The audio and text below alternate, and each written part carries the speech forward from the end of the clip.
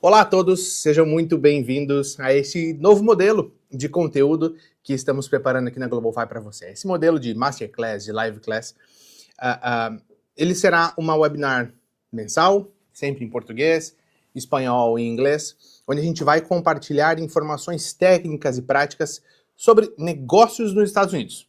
A gente vai deixar um pouquinho de lado o assunto sobre passo a passo da abertura da empresa, ou então algumas questões fiscais, e vai focar mais em assuntos relacionados a negócios, a crescimento, desenvolvimento, ao dia a dia da sua operação. Nesse nosso primeiro encontro, eu vou cobrir o que eu gostaria de ter sabido nos primeiros 100 dias de quando abri minha primeira empresa nos Estados Unidos, em 2012. Né? Então, a gente fez uma brincadeira aqui com os primeiros 100 dias de um novo presidente americano, né, quando ele entra no poder, faça um balanço, um fechamento dos seus 100 primeiros dias. E aqui eu vou trabalhar, então, explicando o que um empreendedor, né, do Brasil, de Portugal, da Angola, ou de qualquer lugar do mundo, que começou um negócio nos Estados Unidos, ou que está prestes a começar um negócio nos Estados Unidos, precisa saber e executar nos seus 100 primeiros dias de operação. Então, vou começar fazendo uma breve apresentação a respeito da GlobalFi e também a meu respeito. Tá? E já convido a todos que deixem seus comentários, suas perguntas aqui em nossa caixinha de perguntas no YouTube. Eu estou acompanhando por aqui também e eu vou respondendo elas tanto durante a nossa conversa, como ao final nós teremos uma sessão de perguntas e respostas, tá bem? E o objetivo desse nosso encontro é que ele não passe de 45, 50 minutos. Então vamos lá, contar um pouquinho sobre a GlobalFi. Então, GlobalFi é uma empresa americana que eu tive a satisfação de cofundar em 2015. Então, esse ano comemoramos 10 anos, onde a gente ajuda empresários do mundo inteiro a abrirem e fazerem a gestão dos seus negócios nos Estados Unidos. Então, completamos agora 10 anos, mais de 10 mil clientes atendidos de mais de 100 diferentes países. Né, com todo o suporte para a abertura da empresa, toda a parte de endereço, né, Register Agent nos Estados Unidos, também todo o suporte contábil e fiscal, o bookkeeping, os impostos, além, é claro, de um suporte multilingüe. Então, nós começamos a empresa com suporte em português, depois expandimos em 2018 para oferecer suporte em espanhol, e em 2020 para oferecer suporte, atendimento em vendas geral, em inglês. Né? Então, é um processo de crescimento, um processo de desenvolvimento, onde os últimos 10 anos nós aprendemos muito. E é sempre uma satisfação compartilhar com vocês. Por quê? Porque no final das contas, o que eu quero nessa live é garantir que você não cometa os mesmos erros que eu cometi quando abri minha primeira empresa há 13 anos, em 2012. E na verdade está até tá aqui na tela a foto dela, né? Um recorte do registro dela no estado da Flórida, onde a gente consegue ver ali que a empresa foi aberta, então, em 17 de janeiro de 2012, então um pouquinho mais de 13 anos, e que depois lá embaixo, né, em Last Event or Event Data Field, você vai ver como Reinstatement, e a data de 2014. O que aconteceu? Abri a empresa em 2012 porque, como empreendedor, sócio e dono de uma operação de software, eu queria atender o mercado americano. Queria vender aquela solução para os pequenos varejistas nos Estados Unidos. E a forma que eu encontrei de fazer isso foi estabelecendo uma operação nos Estados Unidos e, a partir dali, utilizá-la como plataforma de lançamento desse produto e de crescimento no mercado americano. O que acontece? Fui no Google, assim como muito provavelmente você fez, né, hoje em dia no ChatGPT, busquei sobre como abrir uma empresa nos Estados Unidos, encontrei uma empresa que me dava o suporte, paguei na época um valor muito baixo, e ela realmente abriu uma empresa lá em 10 dias, 15 dias, e estava com a empresa aberta. O que eu não fazia ideia era tudo o que aconteceria depois. Quais eram as minhas obrigações, como que eu abria conta no banco, como que eu fazia, como que eu gerenciava essa operação de forma remota. E aí foi, na verdade, ali, como você pode ver, em 2014, né, quando aí sim eu já tinha mudado para os Estados Unidos, ou estava em processo de mudança para os Estados Unidos, eu descobri que essa empresa estava dissolvida no estado, então tinha sido cancelada, estava devendo imposto, porque não tinha feito as declarações. E aí foi de onde surgiu o clique, na verdade, para a gente fundar a GlobalFi. Então, nessa live, o que eu quero cobrir são os principais tópicos que eu gostaria que alguém tivesse me explicado há 13 anos, quando eu comecei minha primeira empresa nos Estados Unidos, a Delta Card Corp, que até hoje é uma empresa que nós temos como nossa holding,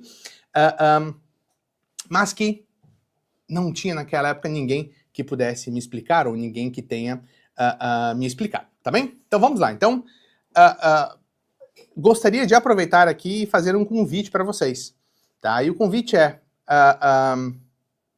Nessa tela aqui do nosso YouTube, tem ali o botãozinho de subscribe. Então clica, faça a sua inscrição no nosso canal, acompanhe todos os nossos vídeos do canal. A gente tem postado múltiplos vídeos semanais, sempre com 2 lives também mensais. Né? Deixa o seu joinha ali, dá o seu like nesse vídeo, ajuda muito, né, para que a gente possa entregar essa mensagem para mais empreendedores. E, obviamente, o último ponto que está cortadinho ali, mas está ali para você compartilhar. Então, compartilhe esse vídeo com outros empreendedores globais, empreendedores que fazem parte dessa tribo e que você acredita que poderiam se beneficiar desse conteúdo também. Perfeito? E sempre aquele lembrete que a gente faz é que o conteúdo desse vídeo é focado e específico para empresários não residentes nos Estados Unidos. Então, apesar de grande parte das informações servirem também para quem mora nos Estados Unidos, tá? O objetivo dela, e essa apresentação foi criada focado em quem não mora nos Estados Unidos. Então, um empreendedor não residente. E aí? Vamos lá, então. Eu separei aqui, são, se eu não me engano, 17 ou 18 passos, não me recordo exatamente quantos são, mas que eu gostaria de ter sabido lá em 2012, quando eu comecei a minha primeira empresa nos Estados Unidos. E o primeiro passo aqui que eu vou trazer para vocês é algo que parece simples, mas às vezes o simples precisa ser dito também, que é verifique os dados dos documentos de constituição da sua empresa e arquive-os, salve-os em um lugar seguro que seja fácil de você encontrar. É muito comum, depois de 2, 3 anos que o empreendedor abriu empresa com a GlobalFi, ele fazer um contato perguntando onde que está a minha carta do EIN, por exemplo, ou qual que é o documento de registro no estado. Porque lá atrás, quando ele abriu a empresa conosco, recebeu todos os documentos, ele não salvou, ou ele não fez o download disso direto no nosso portal. Ele não tem mais acesso a essa informação. Sem essas informações, você não consegue abrir uma conta bancária ou aplicar para meio de pagamento e assim por diante. E, além disso, alguns documentos, como mais especificamente aqui o EIN Letter, que é a carta do registro federal, é um documento que não existe uma segunda via dele, e a única forma de você pegar um documento de confirmação é ligando ao IRS e pedindo para que eles lhe encaminhem isso por fax, ou então por correio, que demora várias semanas para chegar. Então, salve esses documentos em um local seguro. Sugiro, inclusive, se você utilizar alguma ferramenta onde você faça a gestão dos seus dados da sua empresa, sei lá, um LastPass ou uma planilha do Excel que seja, você coloca essas informações diretamente lá também, para que você possa sempre ter acesso rápido, tanto aos documentos, como ao seu número de IAN e também ao seu número de registro estadual. E, obviamente, né, reforçando, verifique se está tudo correto. Se o teu nome está escrito certo, se o endereço está correto, e assim por diante. Então, passo simples, mas muito importante, vai servir de base depois para quase tudo que a gente vai falar a partir de agora. Segundo passo, e aqui foi onde eu comi bola lá em 2012.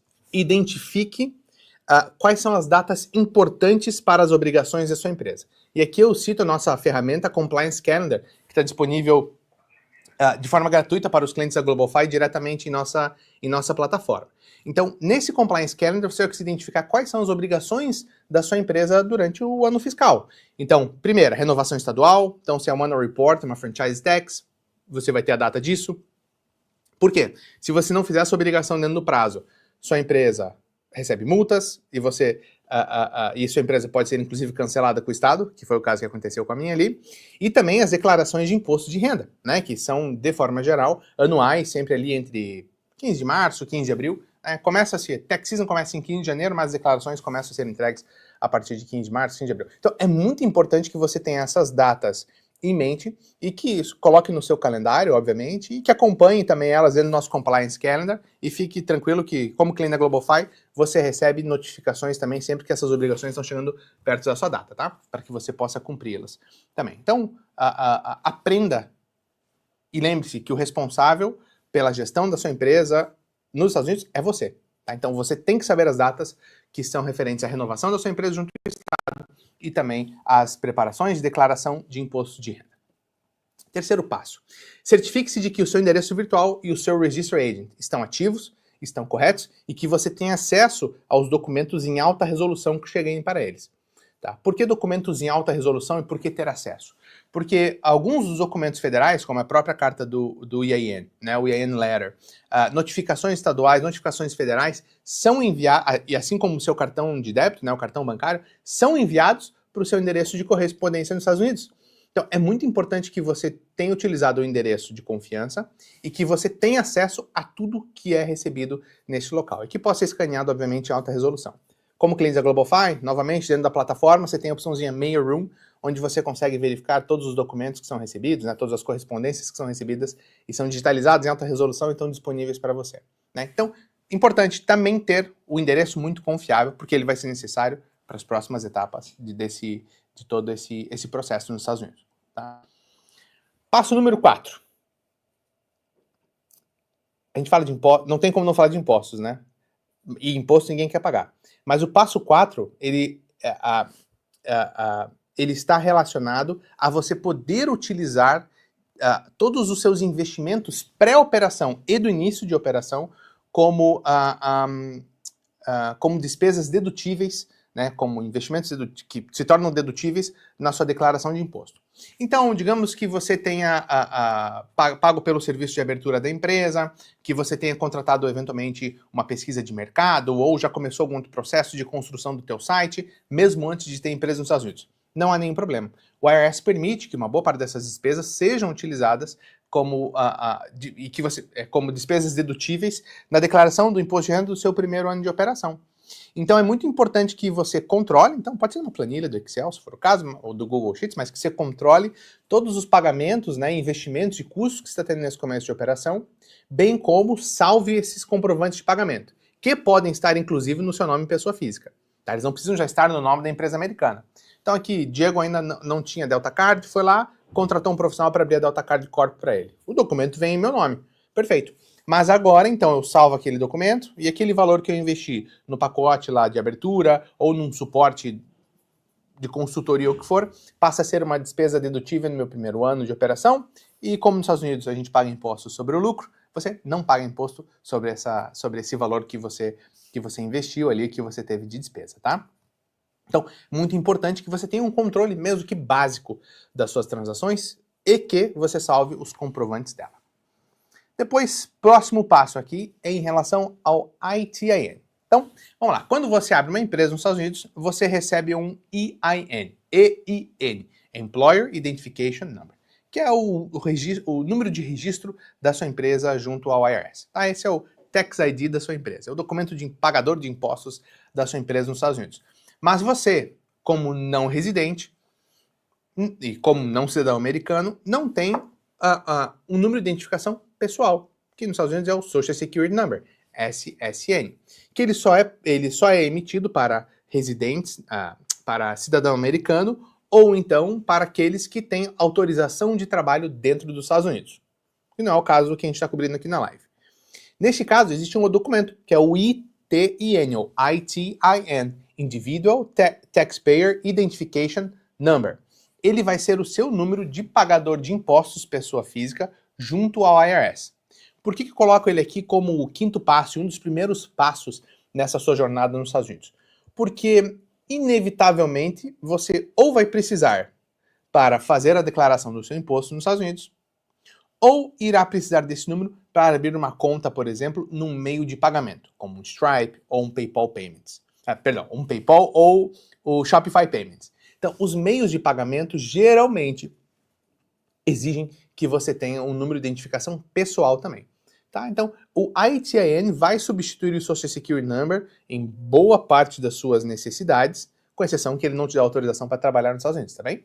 Mas, em relação aos impostos, ou até mesmo a abertura das suas contas nesses meios de pagamento, você consegue utilizá-lo.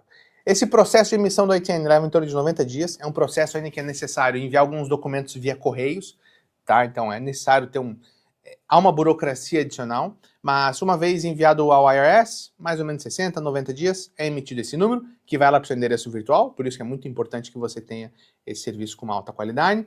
E o investimento, né, na verdade aqui a taxa de serviço da GlobalFi especificamente é $275 para fazer a emissão desse documento. Você pode emitir já um para cada sócio da sua LLC, ou então, ao menos um deles seria recomendado. Então, se é uma LLC com um único dono, um ITIN é tudo que você precisa. Se é uma LLC com 2 ou 3 donos, você vai precisar dos 2 ou os 3 na hora de declarar seu imposto de renda, porém, inicialmente você pode começar apenas com um ITIN, tá bem? Com um processo de aplicação, se o fluxo de caixa é importante para ti nesse momento. Mas, como eu falei, todo o processo é feito online. Entretanto, no final é necessário que você encaminhe documentos assinados em papel para o escritório da GlobalFi, para que a gente possa finalizar o processo de aplicação. Depois, passo 6, é você ter um número de telefone. E aqui é uma dúvida muito comum entre os clientes da GlobalFi, né? Nós temos diversos parceiros que estão, inclusive, dentro da nossa área de Rewards and Partners, né, de descontos e parceiros dentro da nossa plataforma, mas é muito importante que você tenha um número nos Estados Unidos. Seja ele para abertura de uma conta bancária, seja ele para abertura do meio de pagamento, ou para falar com fornecedores. Né? Então, digamos que, ou com clientes também, obviamente, né? Mas digamos que você esteja comprando produtos de uma empresa, sei lá, você vai revender produtos de um fornecedor que está na Califórnia. Se você fizer teu formulário de inscrição e colocar um número do Brasil ou de Portugal, vai ficar claro que você não é uma empresa americana, né? Ou que ao menos não tem uma presença física nos Estados Unidos. Então, o ideal é que você tenha um número de telefone para que eles possam contactar-se contigo. Da mesma forma com o cliente. Né? Digamos que você for colocar no teu site ou vai mandar um e-mail para alguém com o número do seu país, não os Estados Unidos, ele ali já fala, putz, não é uma empresa, né, americana, ou que ao menos não tem presença física. Então existem serviços de telefone como o Phone2.io, o Phone.com ou o Telo, que permitem que você tenha um número de telefone nos Estados Unidos, então +1, né, mais um, número de telefone nos Estados Unidos, onde você vai receber ligações, pode receber text messages, alguns deles, como o Telo, permite que você utilize até mesmo o WhatsApp dentro dele. Então, são números americanos, que seria a mesma coisa de você ter uma AT&T comprar, ou qualquer outra operadora nos Estados Unidos, e comprar um número de telefone. Tá? São números de VoIP, então por aplicativo, alguns por eSIM, mas que você consegue executar e receber ligações e mensagens diretamente do seu telefone. Essas aqui são 3 ferramentas que eu pessoalmente já testei, são ferramentas que funcionam muito bem e que podem ser, e que serão úteis, sem dúvida alguma, para essa sua operação nos Estados Unidos, tá bom? Então, já tem sua empresa, os documentos estão salvos, já tem o número de telefone, já aplicou para o seu TIN, que vai ser o número de pagador de impostos de você como pessoa física, como sócio dessa empresa nos Estados Unidos. Agora a gente começa um pouquinho mais na parte de vendas, né, de operação especificamente. E assim, eu coloquei, tem um site, né, publique seu site ou publique sua loja virtual. Isso aqui, se você observar, está antes de abrir uma conta bancária e assim por diante. Por quê? Muitos bancos americanos, como o Mercury e o Lilly, que eu vou falar um pouquinho mais na frente sobre eles, eles exigem durante o processo de sign-up que você coloque o endereço do teu site, ou da sua loja virtual, né? Mas o endereço da sua presença online. Para quê? Para que eles possam verificar e conhecer um pouco mais sobre o seu negócio. Então, por exemplo, se eu vou sign-up para um banco como um e-commerce e eu coloco um site, sei lá, do Brasil, mas espera aí, essa não é uma operação de e-commerce nos Estados Unidos? Como que tá no Brasil? Tá meio estranho, né? Se é da mesma forma um software as a service ou um serviço online e você coloca um site num idioma diferente de inglês, né? E que não é focado no mercado americano, mas espera aí, por que ele tem uma empresa nos Estados Unidos? Como que é o risco dele? Então, os bancos fazem análise de risco muito criteriosas. Então, ter um site publicado que fale sobre teus serviços, que mostre seus produtos, que conte sobre sua operação, será imprescindível para que você consiga ser aprovado por uma conta bancária e também por meio de pagamento. Tá? Você pode utilizar sim o teu site do seu país de origem traduzido, né, como uma versão dele /EN/PT, por exemplo, para que as pessoas possam ter acesso a ele, né, para que o banco possa validar essas informações. Mas vai ser muito importante que você tenha de volta, nem que seja algo temporário, né, mas que seja muito claro e conte muito bem sobre o seu negócio. Tá? E aí que indiquei algumas ferramentas, e-commerce, não adianta, a plataforma líder nos Estados Unidos para pequenos e médios empreendedores é o Shopify, não há discussão. E para site existem diversas ferramentas, como o próprio Wix, GoDaddy ou WordPress.com, mas você pode utilizar inclusive uma plataforma do seu país, que talvez você já conheça, esteja acostumado, desde que obviamente seja em um site criado focado para o mercado americano, tá bom? Mas lembrar-se de fazer um site, ter isso também é muito importante. E aí o passo 8 aqui então, agora sim a gente está falando sobre conta bancária.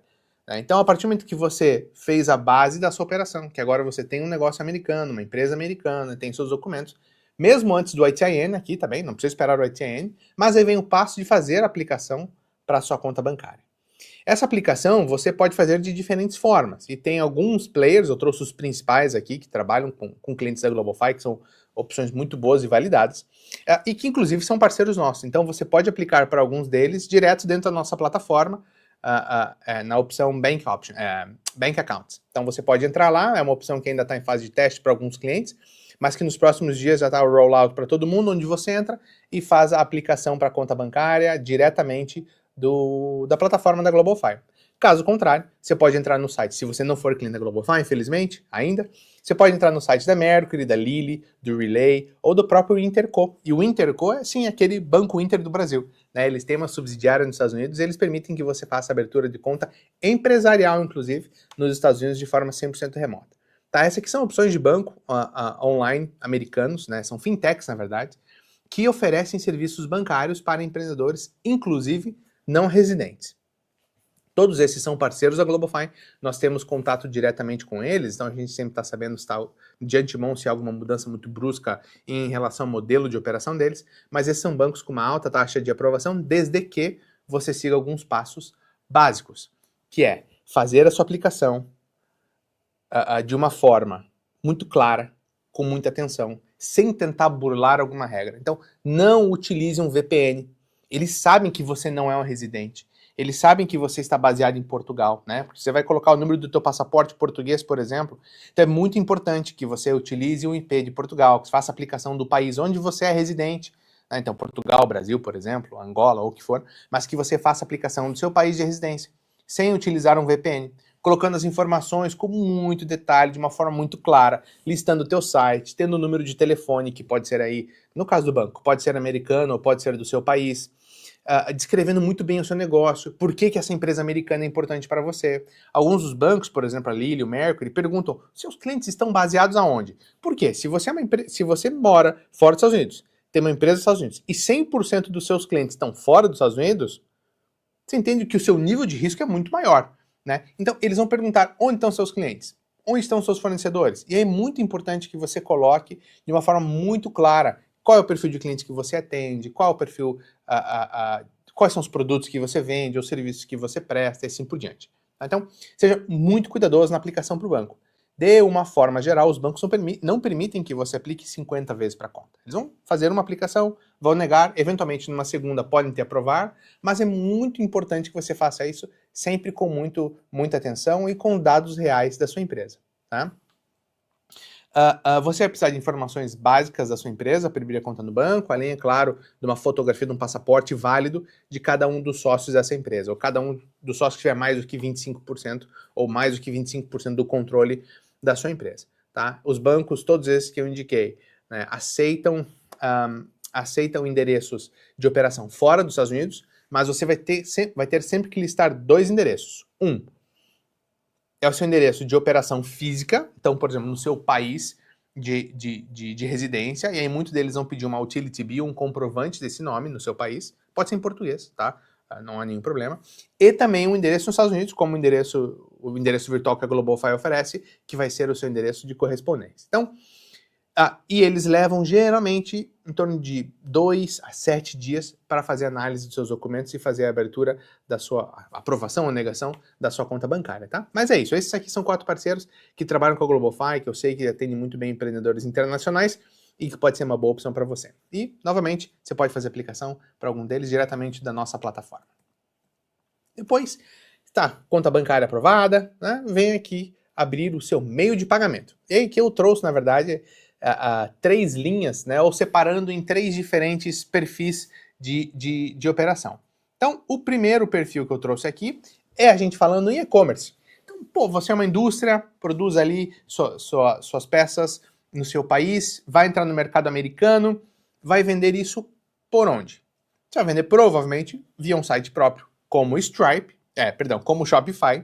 E aí o Shopify, em uma parceria com o Stripe, tem o próprio Shopify Payments, que é o meio de pagamento do próprio Shopify, conectado em parceria junto com o Stripe. Então, quando você abre uma conta no Shopify, ele vai te oferecer essa opção e essa vai ser a opção padrão. Tá? Então, para e-commerce, o mais comum é o Shopify Payments. Se você está utilizando um WooCommerce, por exemplo, ou uma outra plataforma que não tem meio de pagamento próprio, você vai acabar utilizando o próprio Stripe, que tem integração nativa com todas as ferramentas, ou o PayPal.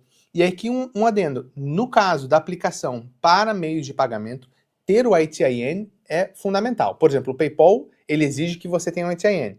O Stripe e o Shopify Payments, ele permite que você faça o cadastro sem ter o ITN, mas ele vai lhe pedir isso logo que você começar a operar. Então é muito importante que você aplique para o ITN lá no começo, como eu comentei aqui nos passos anteriores. Depois você tem outro ponto. Se você for vender os seus produtos apenas num marketplace, como a Amazon ou o próprio, ou o Walmart ou o Wayfair, eles têm o meio de pagamento deles. Então, nesse caso, você não precisa se preocupar em ter um meio de pagamento próprio. Tá? No caso de empresas de tecnologia e serviços digitais, né, startups, consultorias online e assim por diante, você tem 3 grandes opções nos Estados Unidos, que é o próprio Stripe, né, como eu comentei, o PayPal, que é uma ótima opção também, principalmente porque eles garantem os pagamentos, né, não tem a opção de chargeback, e o Paddle. O Paddle é uma ferramenta muito, muito utilizada por produtores digitais e também por startups. Tá? Essas são todas opções que permitem recebimento de pagamento via cartão de crédito. E aí, no caso do B2B, existem outras opções. Então, digamos que você vai ser ou vendas de valor muito grande para negociações enterprise, ou que você vai fazer a venda de serviços de consultoria não 100% online, mas ali com uma proximidade com um cliente B2B de tamanho maior. Eles vão, assim, muitos deles optam por fazer o pagamento por 3 meios não tão tecnológicos, digamos assim. O primeiro é o ACH ou Wire Transfer, tá? ACH, ele é uma transferência um pouquinho mais demorada, leva geralmente 1 ou 2 dias para ser compensado, e ele é feito somente doméstico, tá? Somente entre contas nos Estados Unidos. Mas ele é uma transferência normal entre contas bancárias nos Estados Unidos. Depois tem o Wire Transfer. O Wire Transfer é uma opção geralmente mais rápida para essa transação. Você tem o Wire Transfer doméstico ou o Wire Transfer internacional, né, onde ele faz essa transferência bancária e geralmente compensa no mesmo dia ou no mais tardar no próximo dia útil. ACH, o ACH, geralmente é de baixo custo, alguns cents por transação, enquanto o Wire Transfer, dependendo do pacote ou do banco que você está, ele vai ter algum custo, eventualmente 5, 8, 10 ou 15 dólares para ser executado. Tá? Esses aqui são meios de pagamento muito comum em tickets um pouco maiores. Então, talvez ali a partir do 5 mil, 10 mil dólares, acaba caindo muitas vezes no Wire Transfer, por exemplo. E o ACH é muito utilizado quando você vai ter um pagamento recorrente também. Apesar de que o cartão de crédito ainda é o meio de pagamento mais utilizado nos Estados Unidos também. E o terceiro que eu trouxe aqui no B2B é algo que pode parecer muito estranho e louco, mas é o pagamento via cheque. Sim, nos primeiros dias nos primeiros anos das minhas empresas nos Estados Unidos, como eu tratava e negociava muito B2B, vários dos pagamentos eram feitos via cheque, aquele chequezinho, cheque no papel mesmo, sabe? Que a pessoa às vezes até preenche e assina ali manualmente. Então esses cheques ainda nos Estados Unidos são muito comuns. A gente tem clientes que fazem vendas para grandes varejistas, assim, pagamentos de centenas de milhares de dólares, e esse pagamento ele é feito através de cheque. E esse cheque é enviado via correios, né, via USPS, para o nosso serviço de endereço virtual, e aí depois o cliente digitaliza, então tira uma foto ou digitaliza mesmo, e faz o upload, deposita o cheque via celular. No Brasil eu sei que isso existe também, mas é muito interessante. Então o cheque vai via correio para o endereço virtual, é escaneado em alta resolução, cliente tira uma foto, sobe no aplicativo e o cheque é depositado. Às vezes, como eu falei, cheque de centenas de milhares de dólares. Então, são características específicas do mercado e é muito importante que você esteja preparado para adaptar-se às necessidades do seu cliente também, tá bem? E aí, de volta, ressalto aqui que é muito importante que você comece a utilizar os meios de pagamentos, principalmente Stripe, PayPal, Shopify Payments, de uma forma progressiva. Então, abriu a conta hoje, não processa 50 mil dólares amanhã de um único cartão de crédito emitido num outro país. Começa aos poucos, começa com transações pequenas e que você possa provar que essas são transações legítimas. Transações onde você tem o tracking number do produto que foi enviado e que foi entregue, onde você tem um contrato com o cliente, assim por diante. Lembre-se, meio de pagamento envolve risco, né? Mexer com dinheiro não é fácil, e todo mundo tem, e os bancos e os meios de pagamento têm grande preocupação que você esteja fazendo tudo de forma 100% clara para evitar problemas legais para eles, inclusive, com lavagem de dinheiro, tá bom? Bom, tem umas perguntas aqui, estamos aqui na metade dos passos, deixa eu dar uma olhadinha nas perguntas aqui. Então, o Rodrigo perguntando se a live vai ficar gravada, já é cliente da GlobalFi, muito obrigado, Rodrigo. Sim, a live vai ficar gravada e disponível aqui em nosso canal. E, poxa, Rodrigo, fico feliz que você tenha sempre sido... tenha sempre sido muito bem atendido pelo nosso time. Renan Alves aqui. Só é possível solicitar o ITIN após a LLC estar aberta? Sim, Renan. Você só pode solicitar o ITIN após a LLC estar aberta, porque será necessário encaminhar alguns documentos da empresa para o IRS. Porém, você pode começar o processo antes da sua LLC estar aberta, tá? Então, começamos o processo de abertura da sua empresa, registro no estado foi aprovado, já dá para você contratar o ITIN e começar o processo de aplicação. Porque vão ser necessários preencher alguns formulários adicionais e, como eu falei, fazer a assinatura e enviar um documento, inclusive de forma física via correio. E aí você pode fazer isso mesmo antes do seu IAN ter sido emitido. Então dá para ganhar ali uns 10, 15 dias nesse processo, sem dúvida alguma, Renan, tá? Mas dá para fazer isso antes. Dani, a venda dela B2B recebe via ACH. Né? Então, você vê, não estou mentindo aqui, são dúvidas reais de gente que opera nos Estados Unidos, né? Fazem parte desse nosso clube, dessa nossa comunidade de empreendedores globais. Dani, sim, Mercury, Lily, Relay, todos esses permitem o ACH, e o ACH é bom, inclusive, porque é uma transação de menor risco, tá? Do que cartão de crédito, por exemplo. E sim, também, Dani, eles permitem que você faça o depósito via cheque. Eu sei que o Mercury permite, o Lily também, acredito que os outros também, tá? A Dani perguntou também aqui sobre a segurança. Então, por exemplo, no nosso caso, a GlobalFi tem uma sede própria, uma unidade nossa que foi comprada há aproximadamente 3 anos, onde somente pessoas, né, credenciadas e certificadas, que são funcionários full-time da GlobalFi, que todo o seu background check feito e certificados, têm acesso a essa operação e têm acesso a documentos. Então, sempre que é recebido um cartão de débito ou um cheque, há um processo diferente. Então, o documento ele é escaneado fechado, então vai para o teu sistema online fechado, tá? Sem ele ter sido aberto. E depois, quando você autoriza ou quando você pede, a gente faz uma abertura, geralmente, principalmente se for de cartão, durante uma call, para que você possa pegar os dados, a gente não suba os dados para o sistema, justamente para que evite esse tipo de problema de segurança. Cheque também tem um nível adicional de segurança, mas funciona assim já há vários anos também, sem nenhum tipo de problema. Então há passos de segurança, e isso é acessado por uma equipe muito pequena e limitada dentro da GlobalFi, tá bem? O João aqui trouxe excelentes explicações, já tem minha LLC aberta por um contador, e realmente tudo que está sendo falado é exatamente o que fazemos. Então, parabéns, João, pela sua LLC também, por ter essa operação, e esperamos contar contigo na GlobalFi aqui em breve, tá bom? Depois Lincoln Dias aqui, fico muito feliz com o atendimento da GlobalFi, sou cliente super indico, são sempre muito atenciosos, minha LLC ficou pronta em uma semana, abri a conta no Mercury, no mesmo dia ficou pronto. Sensacional, pessoal. Poxa, compartilhem sempre essas histórias de sucesso, como a operação de vocês está funcionando, que pra gente é sempre uma enorme satisfação. E convido a todos também, já que estamos aqui, eu vou pedir para o nosso time colocar o nosso link aqui do Trustpilot, onde nós temos mais de 450 ou 500 reviews reais de clientes nossos, compartilhando um pouquinho mais da operação, da experiência deles com o nosso serviço. E se você é nosso cliente, deixa seu review lá, deixa seu feedback, vai ser sempre muitíssimo bem-vindo, tá bom? Muito obrigado por todos os feedbacks. E vamos lá, respondi todas as perguntas que estão lá, e vamos aqui para o próximo passo, passo número 10. Entenda sobre emissão de faturas, né, e que a gente conhece no Brasil especificamente como notas fiscais. Então, toda empresa nos Estados Unidos, quando faz uma venda para um consumidor final, B2B, B2C, emite algum tipo de documento. No caso dos Estados Unidos é uma invoice, é a forma mais comum e mais usual. Então, sempre que você fizer uma venda, você vai emitir esse documento, né? Esse não é um documento registrado em nenhum órgão, diferente do que acontece em muitos países, como o Brasil, como em Portugal, né, onde você registra esses pagamentos. Isso não é registrado, tá? E você pode emitir ele por diferentes tipos de ferramentas, inclusive simultaneamente em diferentes ferramentas. Então você pode utilizar a própria plataforma do Mercury e do Lily, que são bancos digitais, para fazer a emissão de invoices, eles têm essa feature lá dentro. Você pode utilizar meios de pagamentos como Stripe ou PayPal, que tem a funcionalidade de invoice também.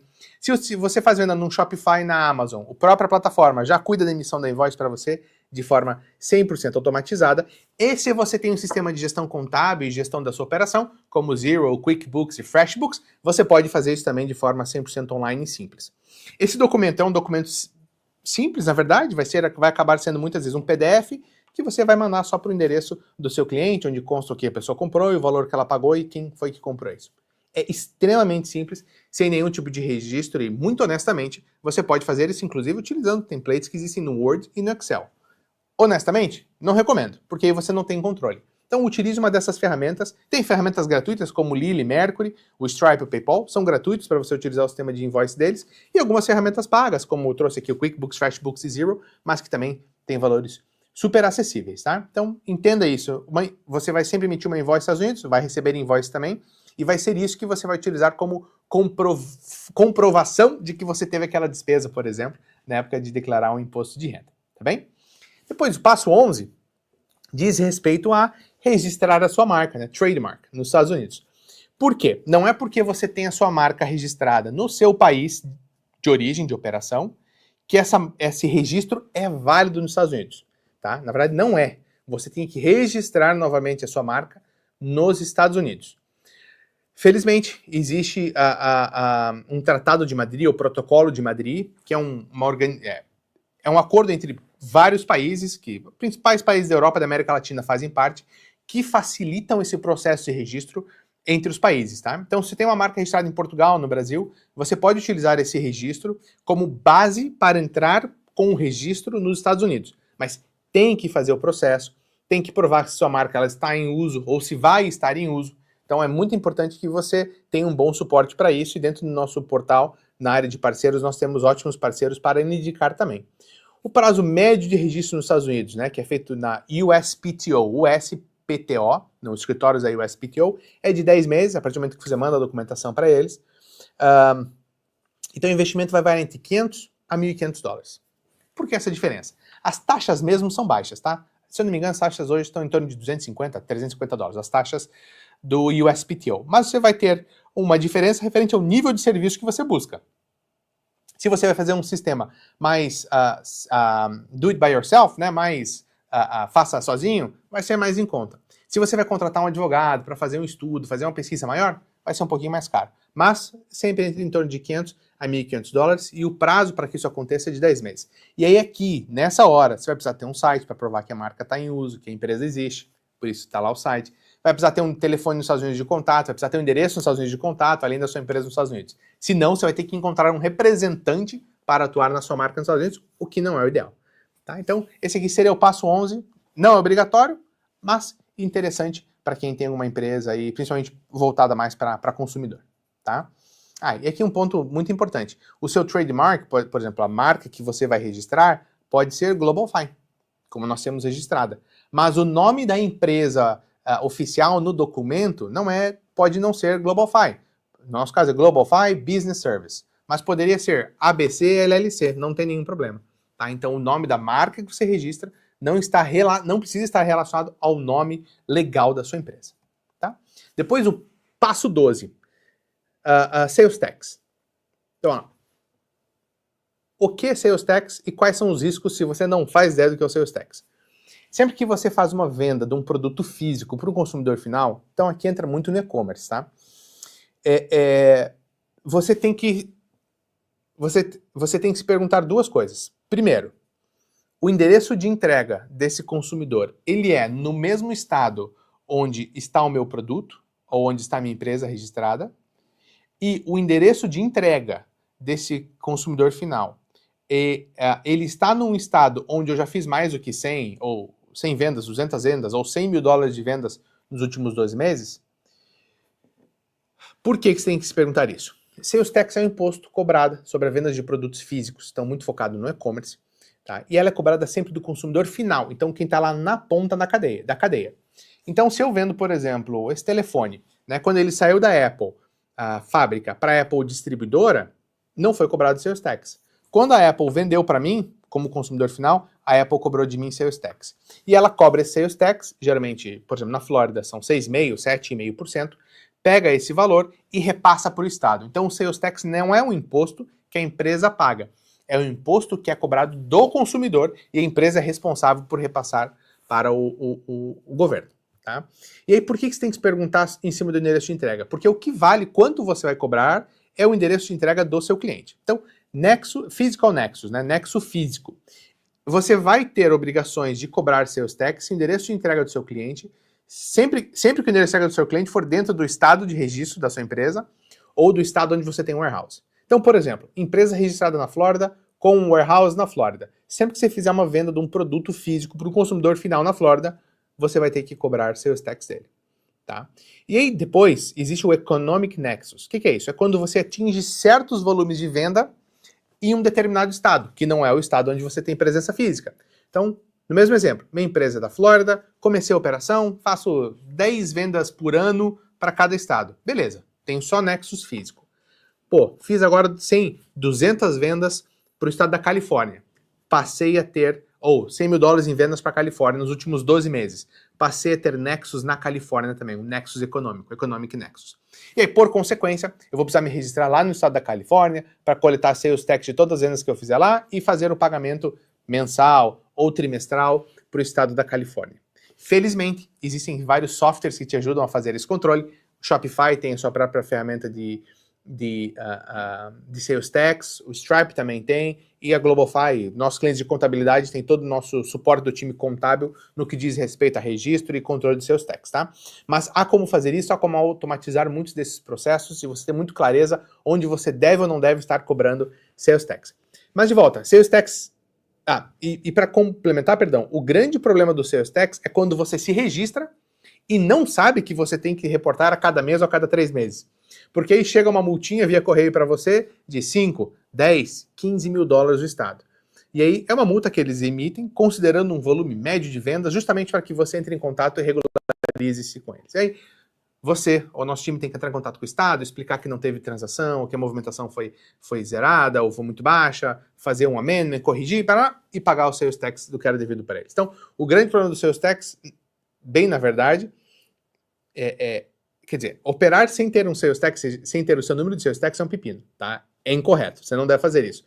Mas maior do que o fato de você operar sem ter, é você ter o registro e você não saber que você tem que fazer os reports. Então, por isso que eu trago isso aqui como uma das coisas que eu queria saber, porque inclusive a minha conta de sales tax lá em 2014 foi cancelada. Eu abri a conta e depois não sabia que tinha que fazer os reports, e aconteceu exatamente o que eu descrevi com você aqui, aconteceu comigo, e é por isso que eu estou contando para você economizar seu tempo e seu dinheiro, tá bom? E se você vende somente via Marketplace, então somente via Amazon, por exemplo, ou Walmart, ou eBay, ou Wayfair, esses marketplaces já são responsáveis por coletar os seus tax e passar ao estado. Ou seja, vendeu num desses marketplaces, você não precisa se preocupar porque eles são os responsáveis por fazer os reports, tá bem? Um adendo. Alguns estados estão cobrando, ou começaram a cobrar, sales tax também sobre alguns tipos de software as a service, de subscriptions. Então, vale a pena verificar, de acordo com o seu perfil de operação, se você, que é um software, não tem que coletar sales tax. Mas isso ainda é muito pequeno, são casos muito específicos, tá bem? Passo 13, vamos lá. Seguros. Essa é uma pergunta também muito comum e que poucas pessoas sabem. Mas os Estados Unidos é conhecido como o país dos processos, né? Então, os principais canais de venda, como Amazon, Walmart, Wayfair, exigem que você tenha um General Liability Insurance, um seguro de responsabilidade geral. E eles colocam nos termos dele que o seguro tem que ser de 1 milhão, 2 milhões, que você tem que listar eles no seguro, ou seja, tem algumas regras. Então é muito importante você verificar os termos de serviço do seu canal de venda. E muitas vezes, quando você está vendendo o teu serviço para uma empresa ou para um consumidor, ele vai pedir também uma cópia do seu seguro, principalmente numa transação B2B. Por quê? Ele quer assegurar-se que, se porventura a sua empresa causar algum prejuízo para ele vai ter algum tipo de cobertura para repor os prejuízos dele. Geralmente 1 milhão ou 2 milhões. E aí no caso, comprador seu vai ter um diferente tipo de requirement. Tá? E acima do General Liability, existe um Umbrella Insurance, que geralmente é uma pólice adicional, então você tem que ter um General Liability, e aí você tem um Umbrella, que é um seguro que fica acima, que ele adiciona valor, na verdade, ele adiciona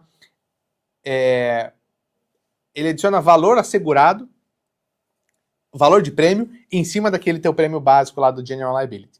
Tá? Então, o teu General Liability pode ser de 1 milhão, por exemplo, e você pode ter um seguro acima dele, que se caso o General Liability chegar no 1 milhão, ele vai te dar mais 1 milhão, por exemplo. Então, tem que ser um seguro um pouquinho mais barato, porque a chance de utilizar ele é menor. Quanto custa um seguro? Em torno de 2 a 5 mil dólares por ano. Geralmente pagamentos parcelados, tá? Pagamentos mensais. É regra? Todo mundo faz? Não. é exigido em todos os casos, absolutamente todos os casos? Se você vende na Amazon, aí você não sabe, mas não.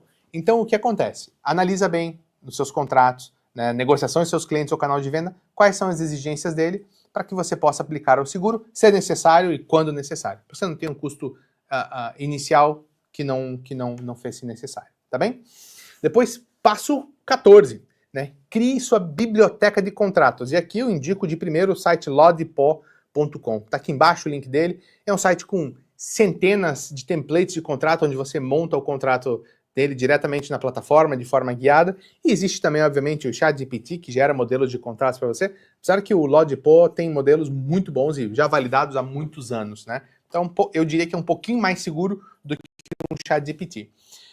Basicamente, separei aqui 3 áreas de contratos para você ter em mente. Se vai ter funcionários nos Estados Unidos, o Employment Agreement, que é o seu acordo com o funcionário. Se você vai ter prestadores de serviços internacionais, pessoas físicas, né, que moram em outro país, prestando serviço para sua empresa americana. Trouxe aqui o Independent Contractor Agreement, que serve também se as pessoas estiverem nos Estados Unidos. E por último, os acordos comerciais. Então, um Service Agreement, um Sales Contract ou um Purchase Agreement. Service Agreement, quando você está prestando serviços, né? Então, uma cláusula mais padrão, digamos assim, de serviços. Sales Contract, quando você está vendendo um produto ou vendendo um serviço, e aí você vai, é uma cláusula mais 1 a 1. E o Purchase Agreement, quando você está comprando algum asset. Então, está comprando uma empresa nos Estados Unidos, está comprando uma terra, alguma coisa, você vai ter aqui um Purchase Agreement, tá? Então, aqui são alguns modelos de contratos que eu diria que vale a pena você ter em mente, já tê-los prontos, ou ter um template deles quando você for começar sua operação nos Estados Unidos. Passo 15. Se você for contratar funcionários nos Estados Unidos, você vai precisar de alguns registros adicionais. Também deixei listado eles aqui, mas é um registro na federação, um registro no estado, alguns seguros adicionais. Mas existem soluções como a 3, a Gusto e a ADP, que cuidam de todos esses registros para você. E se você conta com o suporte contábil da GlobalFi, a gente também faz esses registros internamente, em uma parceria do nosso time de Human Resources, de RH, com o time de Accounting Tax. Eles cuidam de todos esses processos, registros, os reports, pagamentos para você, sempre também utilizando de tecnologia para facilitar os processos, reduzir tempo e assim por diante. E esses 3 aqui, a 3, a Gusto e a ADP, são ótimas ferramentas para fazer essa contratação dos funcionários dentro dos Estados Unidos. Lembrando que, para você contratar funcionários, né, W2, que estão nos Estados Unidos, eles precisam ter o Social Security Number e precisam ter uma autorização de trabalho, tá? E você consegue verificar essas informações de forma online também, através de um site do governo. Muito importante isso. Passo 16, estamos chegando no final, pessoal. Você está apto a importar e exportar produtos e serviços desde o primeiro dia da sua empresa. Saiu o seu EIN na segunda-feira, terça-feira você já pode fazer a sua primeira importação ou exportação. Sem nenhum tipo de limite, não é necessário você fazer um cadastro adicional. E nos Estados Unidos existe um papel, no Brasil e nos outros países existe também, que é o do agente aduaneiro, que chama-se Customs Broker. Esse Customs Broker vai cuidar de toda a documentação necessária, vai pegar uma procuração contigo para poder agir em seu nome e vai emitir para você um Customs Bond. Customs Bond é um seguro, custa de $100 por importação, ou exportação, por importação, perdão, ou $500 por aí, limitadas importações no ano, que ele é um seguro, na verdade, para a aduana, tá? Para o Border Control nos Estados Unidos. Então, basicamente, qualquer empresa registrada nos Estados Unidos está apta a importar serviços e produtos, importar e exportar serviços e produto do dia zero, sem nenhum registro adicional. E, deixa eu ver aqui as perguntas, antes de partirmos para a próxima aqui, vamos ver. Olá, bom dia. Somente preciso do ITIN quando começar a faturar pela empresa? Silvio, eu expliquei um pouquinho antes ali que o ITIN, o ideal é que você o tenha já no começo da operação, para que você possa abrir sua conta em alguns meios de pagamento que vão exigi-lo. Tá, de volta, ele não é obrigatório, eu pessoalmente recomendo, digo que pode ser útil para você durante os primeiros meses da sua operação. Mas aí é fato, a partir do momento que você começar a operar e tiver impostos a pagar, você vai precisar de um ITIN. Tá? Daily Store, vendo na Shopify, eles fazem emissão das invoices? Sim, você consegue fazer o setting do seu Shopify para já emitir as invoices de forma automaticamente para os seus clientes. Rafael, para emissão de boletos bancários para clientes que estão no Brasil, existe alguma solução? Rafael, existe, a gente utiliza inclusive, né, nós oferecemos para os nossos clientes que estão baseados no Brasil a possibilidade de pagar os nossos serviços com Pix, boleto bancário e cartão de crédito brasileiro parcelado em até 12 vezes, com juros, mas parcelado em até 12 vezes. Existem soluções sim. Tá? Nós utilizamos a Câmbio Real, é a nossa parceira já há vários anos, mas existem outras, como a PagSeguro, eBanks e uma série de outras empresas que permitem que você faça isso. Tá? Guilherme Zars, sou cliente da GlobalFi desde 2020, quando ainda era Company Combo. Isso quando eu trabalhava em comércio exterior e em outras empresas. Já abri 2 empresas com eles, hoje abri a terceira, mas dessa vez foi minha.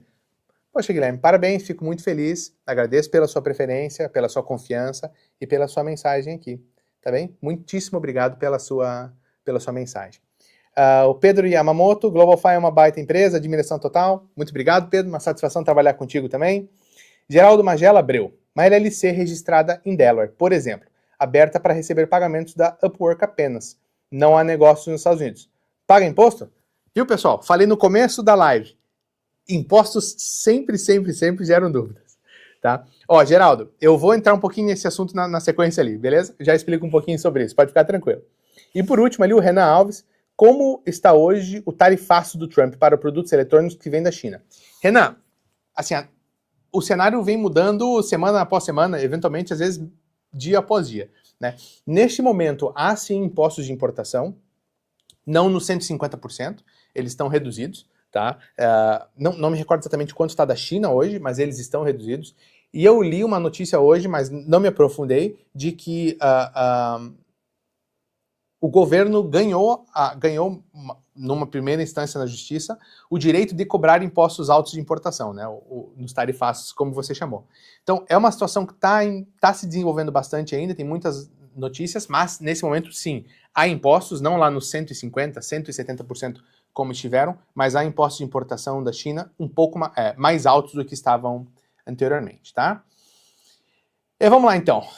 Passo 17 e passo 18 são relacionados a justamente aquela parte que pouquíssimas pessoas gostam, né? Então, contabilidade pode ser chata, mas ela é necessária.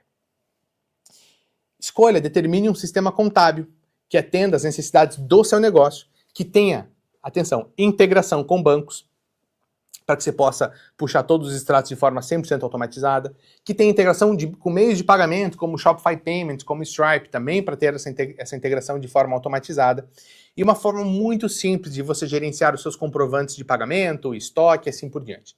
Existem nos Estados Unidos muitas opções de software de gestão administrativa, financeira e contábil. Trouxe 3 aqui que eu já tinha falado anteriormente, que são talvez os maiores, Xero, QuickBooks e o FreshBooks. Além deles, há o NetSuite e uma série de outros serviços que oferecem esse suporte, essa plataforma simples de gestão contábil financeira para a sua empresa. Então, sugiro fortemente que dê uma olhada nessas opções, custos para 10, 15, 45 dólares mensais, mas que vão te dar todo esse controle e suporte no dia a dia da sua operação. Tá? Isso se você for fazer a operação contábil sozinho. Tá? Depois, passo 18. Conheça o impacto dos impostos em seus custos e saiba muito bem quando declará-los e como pagá-los. Então, respondendo aqui a pergunta do Geraldo. Então, Geraldo, o que acontece é assim, olha, a gente tem lives específicas sobre isso, convido você a dar uma olhadinha no nosso canal no YouTube, tem lá, eu vou trazer alguns exemplos aqui, falando especificamente sobre pagamento de impostos aos Estados Unidos, tá? Mas se você tem uma LLC com um único sócio, esse sócio não é cidadão americano, não é residente americano, performa-se um serviço online, então software development, ou vende seus serviços de freelance através do Upwork, de fora dos Estados Unidos, tá? Há grandes possibilidades que você não precise pagar impostos dentro dos Estados Unidos, tá? Mas de qualquer forma, você tem que fazer reports anuais, no seu caso, que é o formulário 5472, onde a multa passa a multa do 5472 é de 25 mil dólares se você não entregar esse formulário.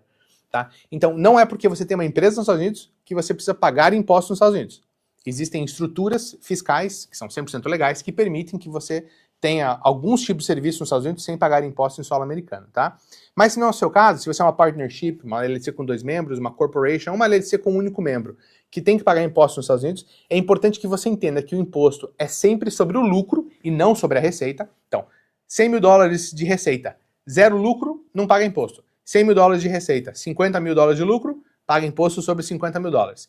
100 mil dólares de receita, prejuízo de 50 mil dólares, ou seja, perdeu 50 mil dólares naquele ano, você arrasta parte desse prejuízo para os próximos anos e abate dos próximos anos do imposto que você tem que pagar. É um modelo bem justo, né, se comparado com muitos países. E é importante, então, saber qual que é essa alíquota, 10% a 37% sobre o lucro numa LLC, 21% numa corporation, e saber que, se você está tendo lucro na sua operação, você precisa fazer recolhimentos trimestrais, tá? Recolhimentos proporcionais trimestrais, e aí ao final do ano fiscal, lá então, como eu falei, janeiro a abril do ano seguinte, é que você faz a declaração, acaba de pagar o que é necessário, ou recebe o reembolso se você pagou a mais, se for o caso. E como eu falei, toda empresa nos Estados Unidos tem obrigação. Eu não sabia disso em 2012, 2013, deixei de declarar imposto nos Estados Unidos. Quando chegou 2014, levei um rombo e tive que pagar multa porque eu não tinha feito a declaração de imposto. Então, eu posso dizer para você, com quem já sentiu as dores, cuide da sua empresa nos Estados Unidos. Tão bem ou melhor do que você cuida da sua empresa no seu país de residência. Tá? O modelo de operação nos Estados Unidos é extremamente pró-negócio, extremamente fácil de ser executado, porque consegui resumir grande parte do que você precisa em 18 passos aqui. Então, cuide muito da operação americana, conte com o suporte de quem entende, busque muito conteúdo, busque conhecimento. Então, se entrar no nosso canal no YouTube, onde você está assistindo essa live aqui, tem muitas lives, tem muitos vídeos. Clica ali em Notify Me quando a gente tiver uma live para você receber notificações. Inscreva-se no nosso canal, deixa lá o subscribe, dá like nos vídeos, porque isso nos estimula a continuar produzindo cada vez mais conteúdo pensando em você, tá bem? E para a gente fazer um fechamento aqui, nenhum empresário gosta de cuidar da contabilidade da sua empresa. Eu tenho um escritório de contabilidade, sou empresário e odeio fazer contabilidade, por isso que eu tenho um time que cuida disso para mim. E é o mesmo time que atende os clientes da GlobalFi, Então encontre um bom parceiro, como a GlobalFi, para cuidar do dia a dia contábil da sua empresa, e de todas as suas necessidades e obrigações fiscais. Aqui, infelizmente, cortou o slide, uma pena, mas a GlobalFi possui 3 planos diferentes, o Starter, o Freelancer e o Scale, que cada um deles vai dar um nível diferente de suporte para a sua operação. Então o Starter é para quem está começando a operação, ou para aquele que não quer ter nenhum tipo de suporte, o Freelancer e o Freelancer Essential, o Freelancer Essential e o Essential, que é um suporte para quem fala, pô, eu vou garantir que todas as obrigações do meu ano vão estar certas aqui e que eu tenho o suporte da GlobalFi para cumpri-las. A partir de $1.000, $999 por ano. E o pacote Scale, que é esse sim, é o nosso pacote mais completo, com suporte contábil mensal, onde você pode tirar as dúvidas todos os dias com o nosso time via WhatsApp, nosso time contábil fiscal em português, via WhatsApp, e-mail, telefone, sempre à disposição para dar o melhor suporte para a sua empresa nos Estados Unidos. E cara, gostei, faz sentido, não sou cliente da GlobalFi ainda, e quero contar com o suporte da GlobalFi ou para abrir uma empresa para mim, ou para passar a cuidar da empresa que eu já tenho, porque a gente faz migrações de empresas também. Façam contato conosco em globalfi.com, nosso site tem todos os planos e informações, nosso e-mail vendas@globalfi.com e também aqui via WhatsApp, esse é o WhatsApp direto do time de vendas, onde vai te qualificar, vai tirar todas as suas dúvidas e apresentar toda a nossa solução. Então, nosso processo ele é feito para ser simples. Defina que nível de suporte você quer. Se você quer só um Starter, se você quer tudo no Essential, tudo que você precisa durante o ano no Essential, ou você quer ter aquele suporte dia a dia, como acontece com o contador no Brasil, contador em Portugal, por exemplo, no Plan Scale. Fala com um dos nossos especialistas, e aí por último a gente cuida tanto da abertura da sua empresa, como da migração da sua empresa para os serviços da GlobalFi. E é isso, pessoal. Bom, eu usei 1 hora. Eu nunca consigo acabar as lives no tempo. Brincadeira. Eu vou separar aqui e ver se tem mais alguma pergunta. Não. Finalizamos aqui com todas as perguntas respondidas. Bom, pessoal, foi uma live corrida. Já vou entrar agora na live em espanhol. Não, agora é live em espanhol e na sequência na live em inglês. Porque lembra, a gente provê conteúdo de altíssimo valor no idioma do nosso cliente. Português, espanhol e inglês. Tá? É uma grande satisfação estar todas as semanas compartilhando o conteúdo com você aqui no nosso YouTube. Já temos a live class da próximo mês. Bom, teremos um webinar agora no final desse mês de junho ainda, falando sobre todos os processos, todos os passos referentes à abertura da sua empresa. Então, um passinho atrás, falando sobre abertura de empresa. No mês que vem, na metade do mês, aproximadamente ali no dia 10, 15 de julho, teremos uma live falando sobre vendas, como ir do zero à sua primeira venda nos Estados Unidos, compartilhando muito da minha experiência e também da experiência dos nossos clientes contigo, tá bom? Meu nome é Diego Sampaio, sócio fundador da GlobalFi. Uma grande satisfação estar aqui contigo. Deixa suas dúvidas, fale com o time, deixa seu like, inscreva-se no nosso canal, acompanhe a gente no LinkedIn, acompanhe a gente no Instagram. A gente sempre está compartilhando muito conteúdo de valor aqui contigo. Muito obrigado pela sua atenção e nos vemos numa próxima live ou num próximo vídeo por aí. Um grande abraço, até mais, tchau, tchau.